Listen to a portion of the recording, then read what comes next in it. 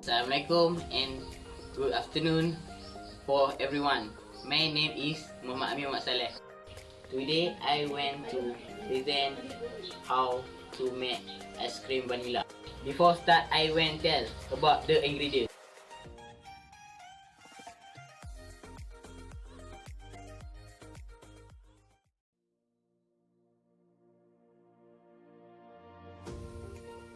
Pour 1 can of evaporated milk into blender. 1/4 can of sweetened condensed milk.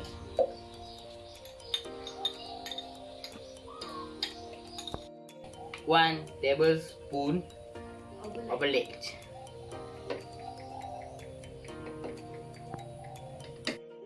1 tablespoon vanilla essence.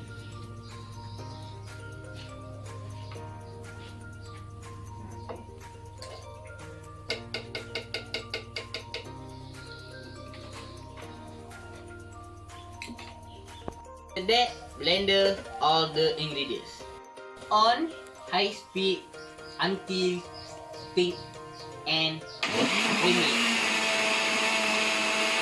About 5 minutes depending on the speed of the blender used. Transfer the creamy mixture into the prepared container. Freezer for 24 hours for the best result before eating. Thank you for watching my video. 24 hours later.